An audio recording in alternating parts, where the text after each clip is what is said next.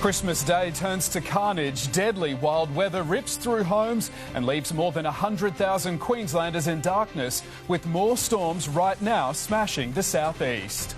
The chilling moment, a man steals a car with 2 young children inside. Shopping centres swarmed as Queenslanders try to bag a Boxing Day bargain. Khawaja leads from the front as rain slows Australia's charge in the Boxing Day test. A surprise public appearance as the Royals celebrate Christmas. Plus the scam swindling Queenslanders out of hard-earned cash. And the life-saving medication getting a whole lot cheaper. This is 9 News Queensland. Good evening. Deadly storms have ripped through parts of the state, destructive gusts obliterating homes, tearing down trees and leaving thousands in the dark. More than 200,000 lightning strikes have been recorded. And as we go to air, wild storms are again smashing the southeast. Our team of reporters is live tonight across the region, ready to bring you with up-to-date information. First to Lily Greer. Lily, what's the latest right now?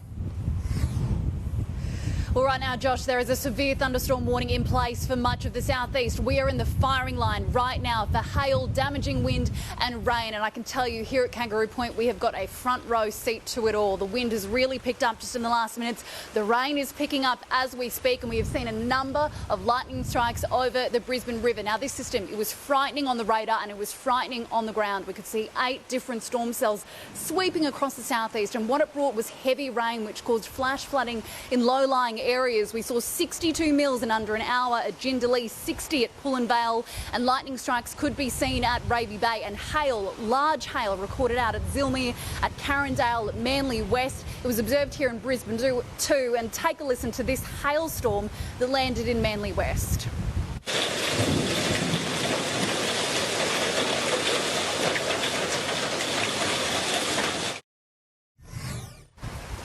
Right now, it looks like this system is going to pummel Brisbane again in a matter of minutes. This is our 4th consecutive day of severe thunderstorm weather, and I can tell you southeast Queenslanders are getting sick of it. We just have to get through Wednesday. There is the potential for another severe thunderstorm tomorrow, but then much better weather on Thursday. We are going to have the full weather wrap-up and rundown for you, Josh, a little later in the bulletin. Lily, thank you. Well, this comes as southeast Queenslanders count the cost of a cyclone-like storm that swept through overnight. The supercell not only destroying homes but deadly too as Christmas turned to chaos.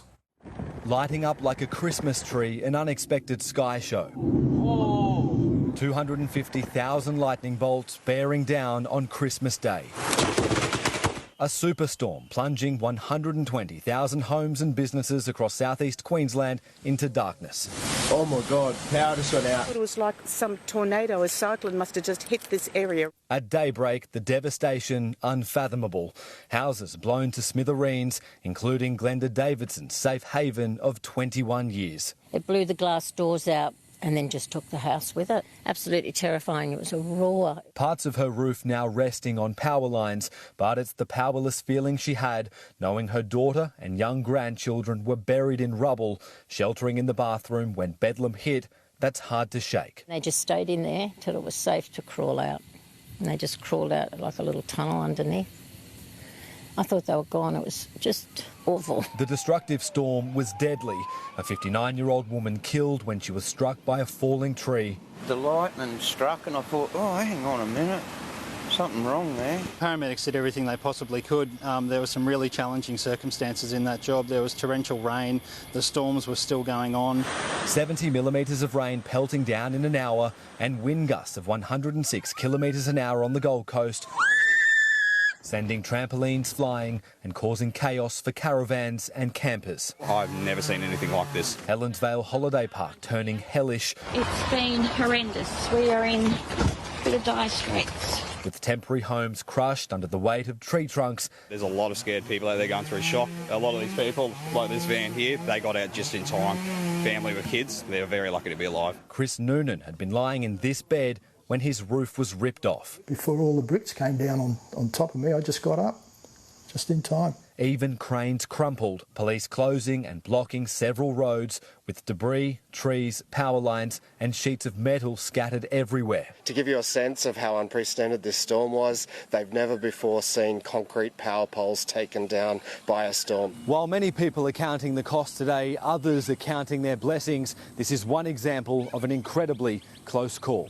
With their cars hidden beneath branches, Daniel and Debbie spent their Boxing Day fighting the uphill battle to get to their front door. It's like a bomb's gone off. My clean pool that we were swimming in at 3, 4 o'clock yesterday afternoon is now decimated. It's full of glass shards from the pool fencing. While at Jeff Nielsen's place, we eventually turned the lights on and realised that there was an entire roof on our house. Flung from the neighbour's roof across the road as this storm shatters families in more ways than one. To wake up and look at the extent of the damage and, you know, Christmas, it's just horrible. Jacob Chico, 9 News. Let's go straight to Jacob Chico in Helensvale. Jacob, you've been with locals there today. This is unlike anything they've seen before. Josh, southeast Queensland is used to summer storms, but speaking to residents in the northern end of the Gold Coast, people who have called this place home for many decades, they're describing last night's monster storm as unprecedented. And it seems like this behind me that we are still seeing right around the area. There are thousands of trees still scattered across homes, businesses, cars, even the Helensvale State School here behind me. There have already been more than 1,000 calls to the SES for help over the last 24 hours, and no doubt more calls are on the way, but we have been reassured by the state government that help is there for residents in southeast Queensland. There were concerns there were too many volunteers up in the far north, but those volunteers who were helping with the flood recovery efforts up there, they're back home and they're ready to provide a much needed helping hand for this cleanup. Josh, this one will be a big one. Sure will be. Jacob, thank you. In more bad news for thousands of Queenslanders still without power, residents are now being told it might not be restored until Sunday. Crews and communities pulling together during a window of clear weather today to try and begin the mammoth clean-up mission. Lending a helping hand. Neighbours pulling together has been a silver lining. Amazing. I've been told that it's just so good. They've been here and cleaned up. For storm-hit residents now facing days in the dark. 10 minutes and everybody's not got any power to charge up phones. It's a similar situation for many. As of tonight, 120,000 homes are without power. Energex says it could take until Sunday before the lights are back on. We're really having trouble accessing some of the network. There's a lot of people on the roads at the moment, and that's definitely hampering our efforts to try and get into some of those areas. Every available crew is on hand. Giant gum trees are also blocking roads. They were the biggest culprits for snagging, then dragging vital power supply to the ground. This has been a massive event, probably the single largest event we've seen on the Gold Coast in over 20 years. For some, it's critical. There's 10 people who require oxygen at home, so we're getting that. As well as power cut to homes, telecom towers are down, traffic lights on the blink. Movie World, one of 4 theme parks to be closed due to damage. Shops suffered too. Boxing Day blockbusters and bargain sales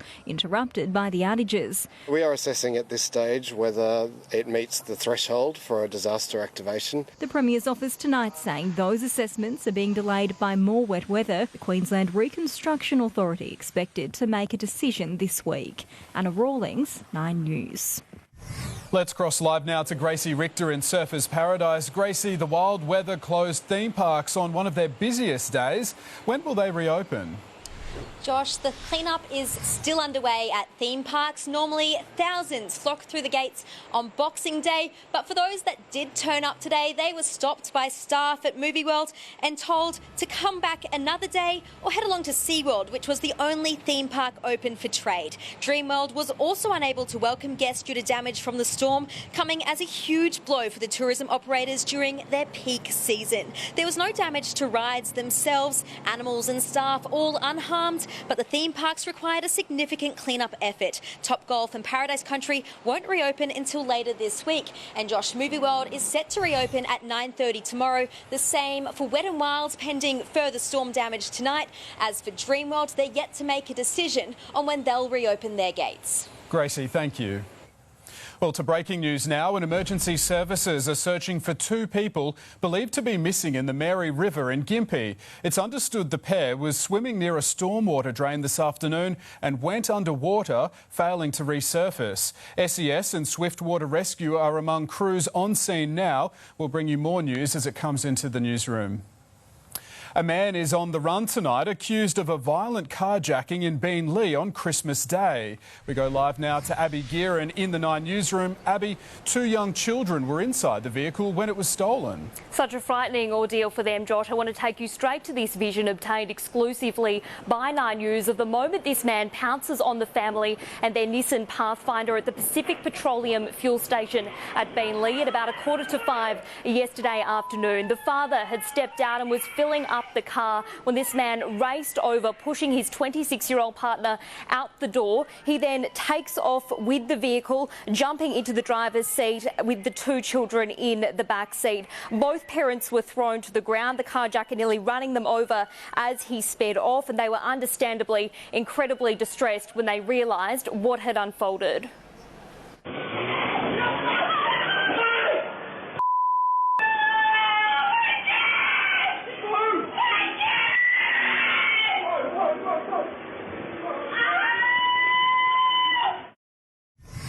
2 children were thankfully dropped off at a nearby Woolworths within minutes. I have spoken to their father this afternoon and he has told me that they are shaken up but physically okay. Police say that this man had unsuccessfully attempted to carjack another woman at a different fuel station only moments earlier. And tonight, Josh, investigators are appealing for anyone who can help to identify him or locate that Nissan to come forward. Just terrifying. Abby, thank you. The new Premier has failed to shift Labor's popularity with voters, according to a new poll. Opposition leader David Crisafulli remains the preferred leader 2 weeks after Stephen Miles took the top job. Days out from heading into an election year, there's no clear front-runner, depending on who you ask. Make no mistake, we remain the underdog. We're the underdog going into next year's election. According to a new poll, though, the Premier could have that right. A changing of the guard doing little to improve the government's standing among voters after what was meant to be a fresh approach. Queenslanders will make their own judgment. I know many of them are saying it's more of the same. A UCOMS survey for News Corp keeping the LNP in the lead, 51% to Labor's 49%, barely budging from the findings of a YouGov poll from October. The opposition also in front for the primary vote, 36.2% compared to 34.4%, only a slight shift from a Resolve poll earlier this month. I don't think there's anything too surprising there. We continue to work hard. David Crisafulli also remains the preferred Premier, supported by more than half of voters polled. Stephen Miles the pick for less than 48%. The opposition leader not taking anything for granted. History shows that of the last 12 general elections, we've only won one of them. The results do shift when they're broken down by demographics. Most women prefer Stephen Miles, 56.6%, as do under 35-year-olds, 61.6%. I intend to prove to Queenslanders over the next 10 months that we are the best choice for them. Claire Todd-Hunter, 9 News. Queenslanders have dropped millions of dollars in a Boxing Day sale bonanza, retailers offering dramatic discounts following flat Christmas spending. And while crowds were quieter than previous years amid cost of living pressures, many saw it as a chance to save on essentials. If the early morning queues didn't give it away, perhaps car park chaos was a telltale sign it's sales time. Lululemon have the best sales on Boxing Day. It's basically the only time that they really do good sales. Retailers ramping up the Boxing Day discounts following a pre-Christmas spending slump. Pretty tight in here, isn't it? Yeah, it's still very high. Queen Street Mall still bustling, yet quieter than previous years. The cost of living crunch and rise of online shopping playing a role. It's mildly subdued. What we've really seen with spending is about a 1.5, 1.6% growth on this time last year. Now, that's very low. But many took the chance to stretch their dollar a little further than usual. This is a huge thing for us. We only do one sale a year, and people, as you can see, line up for it. They know it's happening. Queenslanders tipped to spend $250 million today alone, $1.25 billion exchanged at cash registers nationwide. Obviously, we're spending a lot. Obviously, the RBA will have a look at interest rates and also the level of inflation. Attention turning to saving now rather than spending later, with household essentials proving popular. Really take advantage of these extra discounts that we might not see again for a little while. Look, I've probably saved about $300, I'd say. Probably about $60 just on 2 pairs, so happy with that. If you weren't up to braving the Boxing Day crowds, most of the sales will continue until January 15, but the longer you leave it, the greater the risk the stores will run out of the product you're after. Considering the tough year retailers have had, I think they'll be discounting pretty heavily in the post-Christmas sales to get people through the door. Even the most budget-conscious can bag a bargain. I'm only spending $11, the rest is my parents. Abby Guerin, 9 News. He was one of the greatest spin bowlers of all time, but Shane Warne's legacy might just save a life. Today, dozens of fans were able to get free heart checks outside the MCG before the Boxing Day test, organised by the foundation created in Shane Warne's name. I consider myself pretty fit, but yeah, it's good to just double check and keep on top of it. It's a good way to start the new year knowing that you're going to be health free. Such an easy thing to do and a wonderful legacy from the great man who left us too soon.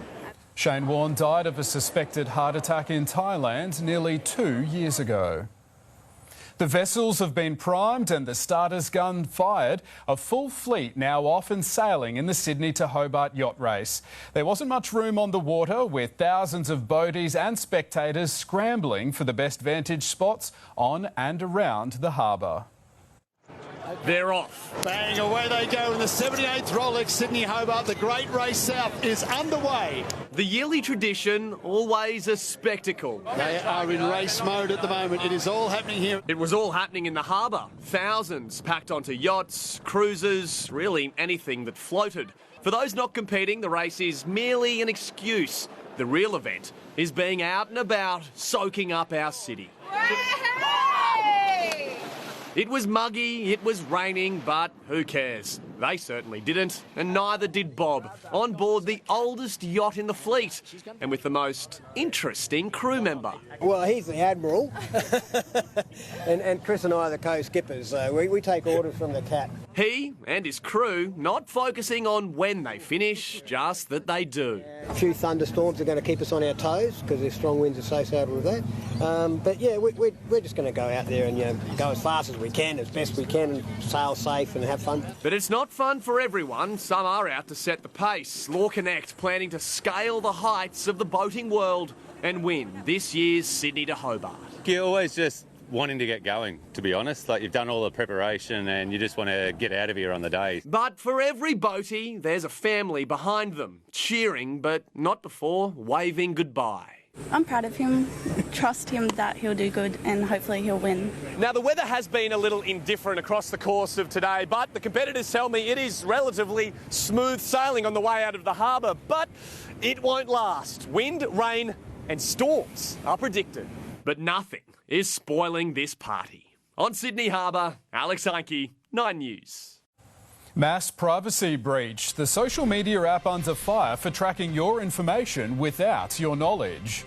The massive amounts of drugs kept off Queensland streets.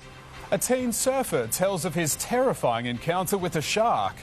And at the end of sport, the online cons still catching us out.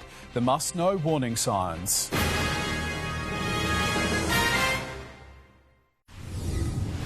Wild weather is wreaking havoc at the airport. At least 15 flights have been impacted due to the storm. Authorities are diverting planes from Brisbane Airport to the Gold Coast and Maroochydore, while the severe system smashes the area. Australian federal police officers have stopped almost 2 tonnes of illicit drugs from hitting Queensland streets this year, including the largest shipment of heroin ever detected in the state. Investigators charged a Sydney man in April for his alleged involvement in importing 336 kilograms of heroin with an estimated street value of almost $270 million. Controversial social media app TikTok is back in the spotlight tonight, accused of harvesting Australians' data without their consent. There are calls for an investigation into what the opposition describes as a mass privacy breach. It's no secret while millions of Australians are watching TikTok, it's busy watching us. All our data is being harvested and collated around the internet. When a person visits a website and creates an account, tech giants can use a tracking tool known as a pixel to collect the data, obtaining email addresses, phone numbers and browser histories to piece together your identity and buying habits. I would hazard to guess that any company that advertises on the internet is using pixels from Google, Facebook and TikTok because it's a way of measuring their success in advertising. Even without a TikTok account or the app, your details can be taken. The platform tonight accused of doing so without consent, which the opposition says could be unlawful. This is a very serious breach of Australians' privacy, and I'm calling on the Privacy Commissioner, the Information Commissioner, to investigate this urgently. In a statement, TikTok says our use of this tool is compliant with all current Australian privacy laws. We dismiss any suggestion otherwise. And we do need government to get in front of this to make sure we have the safeguards in place for the community. Some marketing firms are now recommending brands ditch TikTok's tracing tool as experts warn consumers about where their data could end up. The fear here is that TikTok is a company that has its roots in China and therefore is our data, without our consent, being sent away to China. Well, they well could have handed over this data and we would be none the wiser. We may never know. Eliza Edwards, 9 News. A 16-year-old surfer has had a lucky escape after being bitten by a shark on Christmas Day. Julian McLennan's survival largely to do with the quick actions of his young mates who paddled him to shore at the New South Wales beach. I just feel something grab me. I look to the right, I just see a massive fin coming out of the water and like its body of a shark. I start paddling in. I have no clue if I have a leg still. Julian suffered puncture wounds to his upper thigh. He says he'll stay out of the water for now, but not forever. Life-saving drugs. Tonight, the medication about to become a lot cheaper for Queenslanders who will be able to access the discounts and when. That story's ahead. A very royal Christmas. Fergie steps out with Prince Andrew for the first time in decades as the young royals win hearts. The moment a bridge is wiped out by floodwaters. And $90 million up for grabs tonight. 9 News, brought to you by Stan.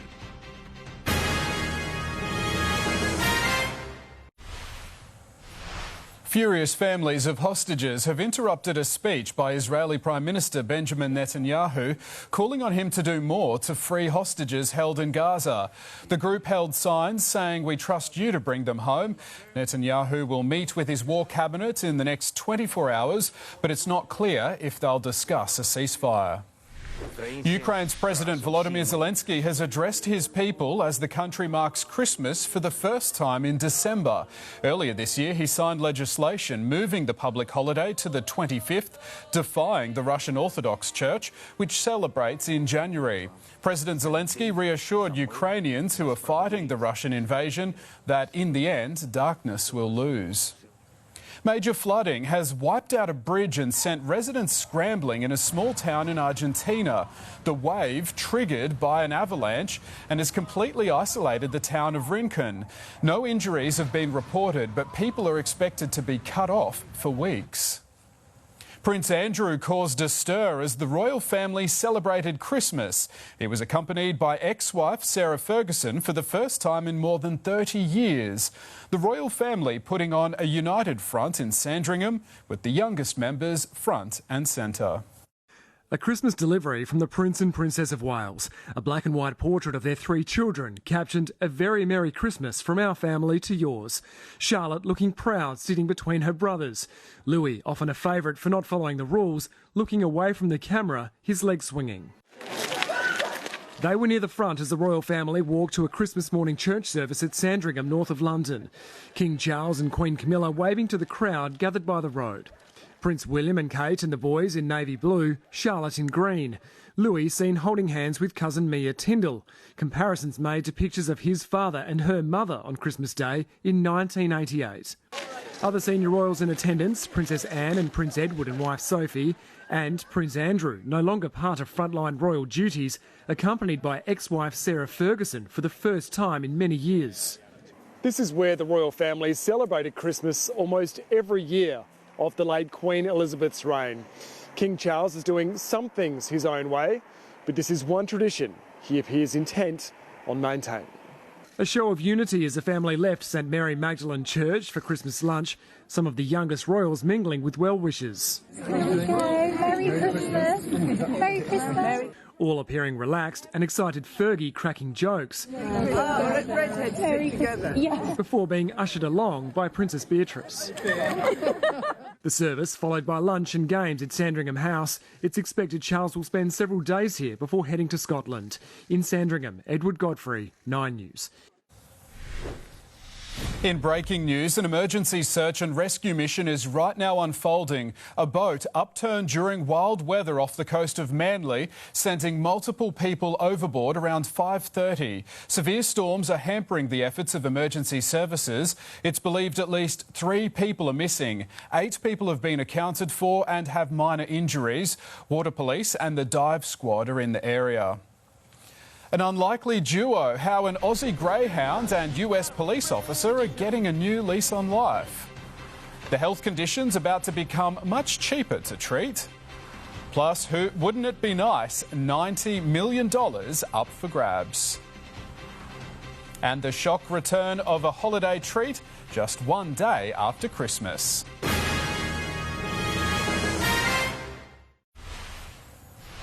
Checking petrol now, and the average price for unleaded petrol in Brisbane is $1.75. Diesel is $1.96. The average on the Gold Coast for unleaded petrol is $1.76, while diesel is $1.99. RACQ says fill up the tank now and aim to pay $1.70 or less. It's somewhat of an unlikely duo, a Texas police officer and a retired Australian greyhound. In Dallas, Aussie is the first canine in a program helping American officers with PTSD, while also giving retired racing dogs a new lease on life. You've got a friend in me. In one of America's busiest police stations, there's a new 4-legged officer on the beat. Good boy, Aussie. Aussie is a retired Australian racing greyhound deployed to Dallas with his new partner, Officer Joe King. It means a lot to me to have a tool, to have a partner that can be the benefit of the entire department. He lights up the room, and it's really gone far beyond what I expected it to be. Often referred to as man's best friend, but Aussie is so much more than that. He's a trained service dog assisting officers suffering from PTSD. For Dallas police, who in 2016 lost 5 of their own when a sniper targeted officers, Aussie has brought peace to some of that pain. That was a gut punch in 2016. But having a guy like this to go out and actually make people smile. It's pretty important. Absolutely. How we doing? Aussie's found his new home here in America thanks to the group Aussie Mates in the States, a rescue organisation working alongside Greyhound Racing New South Wales to rehome retired dogs. This year alone, 450 greyhounds have moved over to North America, but Aussie, who was a winner on the track, is the first to be trained to help with PTSD. They are like medicine. They calm the soul. The success of Aussie here at the Dallas Police Department means this program is now being rolled out even wider. Right now, there's a fresh group of retirees preparing to find their forever home here in Texas. In Dallas, Texas, Lauren Tomasi, 9 News. A late Christmas present could be on the cards for a select lucky person with $90 million up for grabs in tonight's Oz Lotto. It's the second biggest jackpot in more than 30 years, and 1 in 3 Australian adults have already bought a ticket. It may be just one day after Christmas, but already Easter favourite hot cross buns are filling up supermarket shelves. Woolworths introducing a new fairy bread flavour, along with their caramel special, traditional and fruitless buns. At Coles, 20 cents of every batch bought will go to the Red Kite charity until January 2. Next, our greatest hope in the Australian Open draw lands back down under. Usman Khawaja still finds a way to continue his human rights protest in a stop-starting Box Day test. The battle against online scams continues. At the end of sport, the warning signs you need to know. And no rest for southeast Queensland, battered by brutal storms overnight. Mother Nature returning for round 2 today. We'll have your full weather forecast a little later in the bulletin.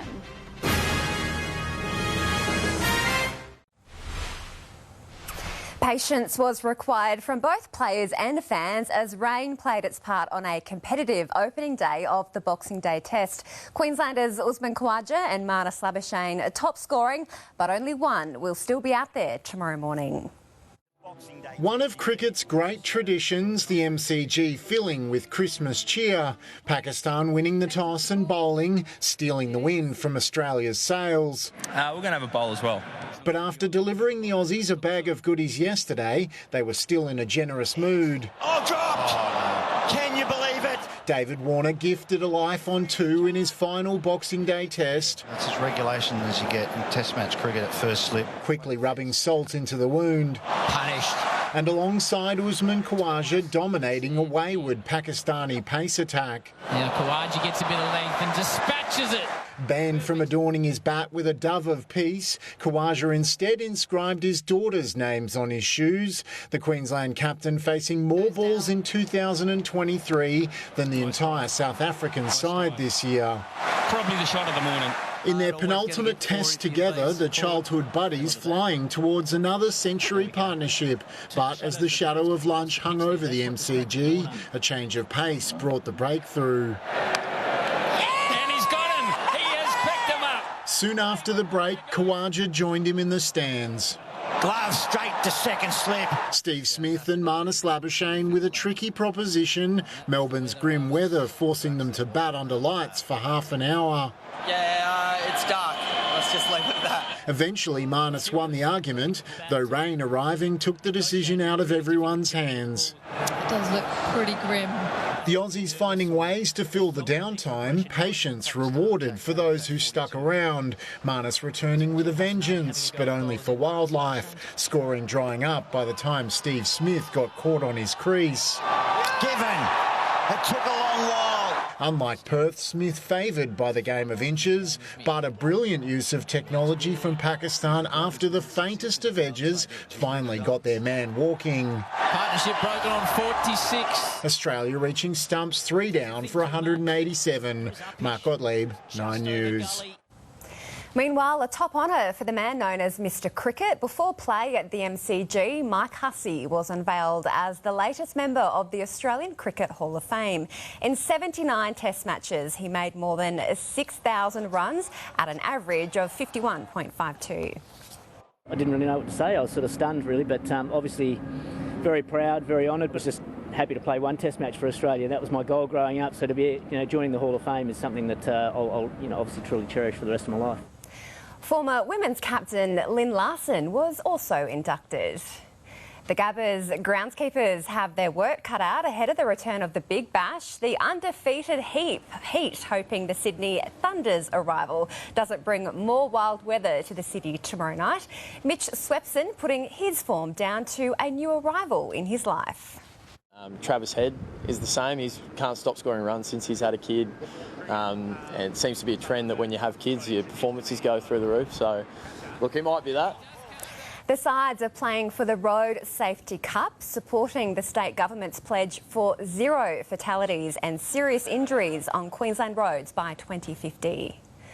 Australian Open hopeful Alex de Minaur has landed back down under, ready to lead the country's charge at the United Cup.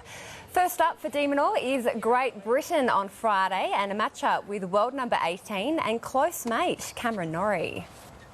I'm practicing with him probably more than anyone else, so we both know each other's games really well, so it will be definitely a tough one. All of the action from the United Cup is right here on 9. Andrew Comanche leads the race for line honours in the Sydney to Hobart as crews prepare to face thunderstorms, hail and rough seas. The Great Race, a true family affair for URM Group, the only boat in the fleet with 4 brothers on board. Among the 20 sailor-strong URM Group crew, you'll find 4 brothers, David, Andrew, Nick and Anthony Johnston. How special is this? It's a lot of fun, actually. We're all ready, done the prep, had a nice Christmas, a few beers. Next beer's in Hobart. The Johnstons tackling the Great Race for a second time as a quartet, banter aplenty between the brothers. So, Nick, you're the best sailor? I reckon by far, yeah. And I'm the second best. I'm the second best. Their mother, Wendy, has mixed feelings. Very proud. As long as they get there safely, I'll be very happy. What are your emotions right now? How do you feel knowing that they're going to face some pretty tough weather? I would prefer not to think about that. Hugs with her sons before it was time to wave her boys goodbye. URM joining the 103 yacht fleet heading for the start line, where a tight battle took place between the Supermaxis. Protest they're calling. Oh, well, it's a classic, port and starboard, tacking too close, 100 footers, you can't do that. First through the head, Scallywag opted not to do penalty turns as the close calls continued. Law Connect leading Andrew Comanche early in the light winds. This record is probably slipping away. The defending line honours champions taking over as skies ahead turned grey. Zach Bailey, 9 News. The Sydney Kings have been served a reality check, suffering a surprise 4-point loss to the Illawarra Hawks in the NBL's Christmas night showdown. 8,500 fans on hand to see the upset, leading Hawks interim coach Justin Tatum to declare his side's poor form this season has been thrown out the window. Josh, they should also throw out the window hot cross buns on Boxing Day. Too soon. Far too soon. Crazy. Dom, thank you. Well, finally, some good news in the battle against scammers. Even with the rise in the number of incidents reported this year, for the first time, there's been a drop in the amount of money lost. According to the National Anti-Scam Centre, Annalise Bolt has more. If you feel like scam text messages are relentless, you're right. This year, false billing and phishing cons have surged, netting more than $52 million from unsuspecting Australians. One new scam targets loyalty programs, including Qantas and Flybuys. Victims tricked into thinking their points are expiring, clicking through to a fake website. Don't click on the link. However legitimate it may seem, it is much better to separately verify. Employment scams also up by a massive 267% in 2023. Here, criminals impersonate recruitment agencies, convincing vulnerable people looking for work into paying cryptocurrency. Investment scams cause the most financial damage, $277 million in losses. A huge number, but actually down 5% on last year. Money lost to romance scams also decreased, down by 12%. It does represent an unprecedented effort across government and across the private sector to work together to stop scams impacting the Australian community. Hopefully that's one trend which continues in 2024. In just 3 minutes, the life-saving drug's about to become a lot more affordable for Queenslanders. The full list of medications. That story's just moments away. Lily Greer is back now with the weather. Lily, what's the latest on those severe storms? Well, Josh, the rain has eased up here at Kangaroo Point. There's even the glimmer of a sunset in the distance, but I can tell you there are still plenty of lightning strikes. There are dark clouds overhead. A severe thunderstorm warning is still in place for much of southeast Queensland. We'll have your full weather rundown coming up shortly.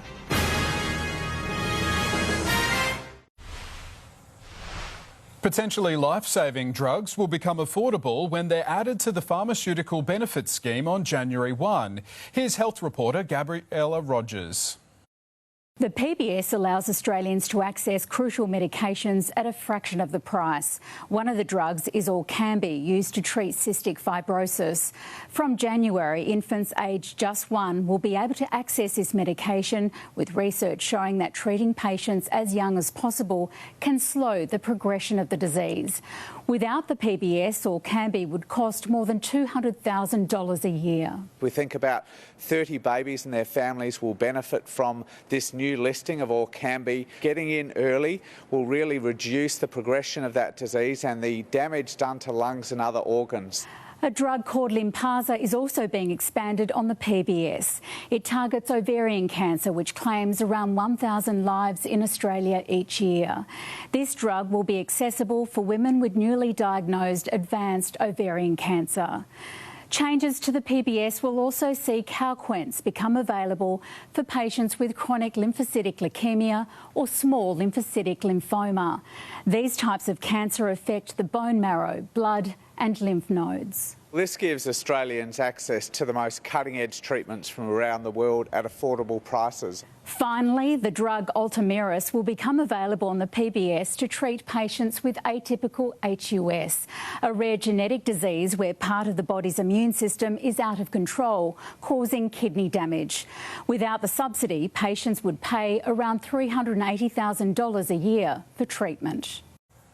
Lily Greer is back now with our full weather forecast from Kangaroo Point. Lily, we haven't seen the last of the storm activity here in the southeast.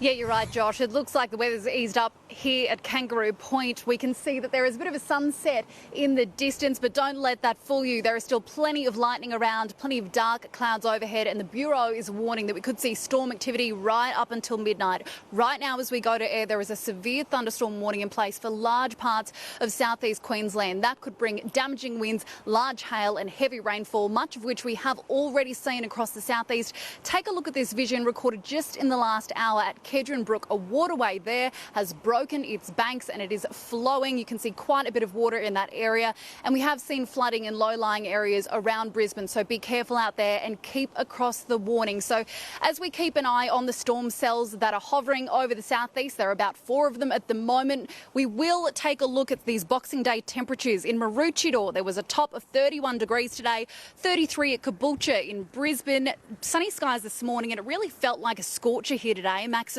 of 33 degrees, of course, before the weather turned on us. Towards the Bay at Manly, a top of 31. Same at the Goldie, and 30 degrees in Toowoomba. Now, rain and storms over much of the east coast in Victoria, New South Wales, Queensland, as well as in the NT, can be blamed on troughs and a low that's evolved into a frontal system in the southeast. So what does this all mean for tomorrow's temperatures? Well, a top of 28 in Sydney tomorrow with a shower or 2. A chilly one in Melbourne. 22 is the warmest it'll get there. Adelaide 25, Darwin 35, drizzly in the capital, a max of 23 degrees, and the same down in Hobart. Back home to Queensland, tops of 33 and a shower or 2 in both Cairns and Townsville tomorrow, with similar conditions in Mackay and Rocky. Out west to Longreach, 40 degrees tomorrow, and the mercury's not done climbing. Forecast to reach a whopping 46 degrees there on the weekend. But down here in the southeast, cloudy and rainy in Noosa, 31 degrees tomorrow, sweltering in Ipswich, 35 degrees. On the Goldie, I know you guys really want to break from the weather chaos, but there's a chance of a thunderstorm again tomorrow. Out on the Bay, winds northerly 15 to 20 knots, seas 1 to 1.5 metres. Partly cloudy and a top of 34 degrees in Brisbane tomorrow, a medium chance of shower. And sorry guys, again, the possibility of a thunderstorm. As for what the last week of 2023 looks like, Brisbane, just get through tomorrow. There's sunshine and a top of 36 on Thursday.